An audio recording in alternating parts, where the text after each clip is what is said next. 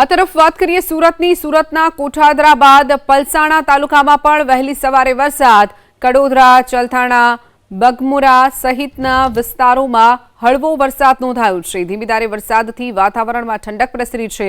સુરતનું કઠોદરા બાદ હવે પલસાણા તાલુકામાં પણ વહેલી સવારથી જ વરસાદનું આગમન થયું છે।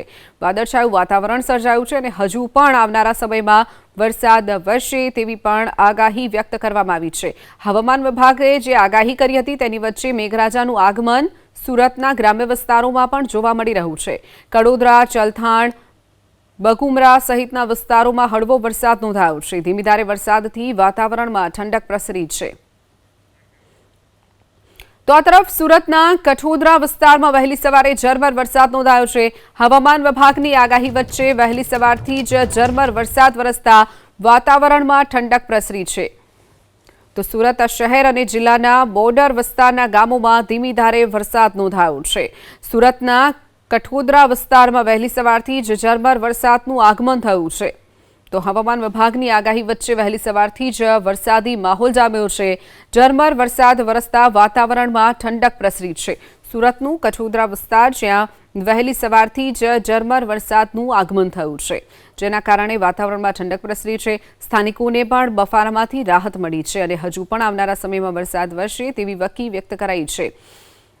તો સુરત શહેર અને જિલ્લાના બોર્ડર વિસ્તારના ગામમાં ધીમી ધારે વરસાદ વરસી રહ્યો છે। ઝરમર વરસાદ વરસતા વાતાવરણમાં ઠંડક, હજુ પણ આવનારા સમયમાં વરસાદ વરસે તેવી આગાહી હવામાન વિભાગે વ્યક્ત કરી છે।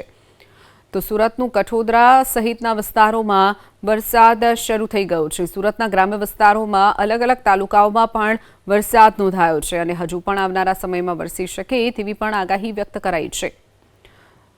હવામાન વિભાગે જે આગાહી વ્યક્ત કરી હતી તેની વચ્ચે વરસાદનું આગમન સુરતમાં થયું છે। વધુ વિગતો સાથે સંવાદદાતા ઇન્દ્રમલ શાહ આપણી સાથે ફોન લાઈન ઉપર છે। ઇન્દ્રમલ, સુરતના ગ્રામ્ય વિસ્તારોમાં પણ મેઘરાજાનું આગમન થયું છે, ક્યાંક ધીમી ધારે ક્યાંક ધોધમાર વરસાદ જોવા મળી રહ્યો છે। ઇન્દ્રમલ, બિલકુલ જે રીતે હવામાન વિભાગ દ્વારા આગાહી કરવામાં આવી હતી અને તેની અંદર છે તે દક્ષિણ ગુજરાત અને સુરત પણ આગાહીમાં સમાવિષ્ટ હતું, તે પ્રમાણે વરસાદ છે તે વરસ્યો છે। આજે વહેલી સવારે સુરત ગ્રામ્યની અંદર પણ મેઘરાજાની એન્ટ્રી થઈ ગઈ છે।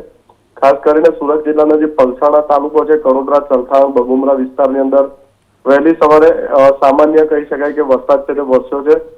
વરસાદને લઈને એક તરફ છે તે વાતાવરણમાં ઠંડક તો થઈ હતી, પરંતુ વરસાદ બંધ થવાને કારણે હવે જે બફારો થઈ રહ્યો છે તે પહેલા કરતા પણ હવે વધારે બફારો જોવા મળી રહ્યો છે। જોકે હવે હાલ પણ છે તે આકાશ વાદળછાયું વાતાવરણ સમગ્ર ચારે તરફ સુરત જિલ્લાની અંદર દેખાઈ રહ્યું છે અને દિવસ દરમિયાન વધુ વરસાદ પડે તેવી પણ શક્યતા છે તે દેખાઈ રહી છે।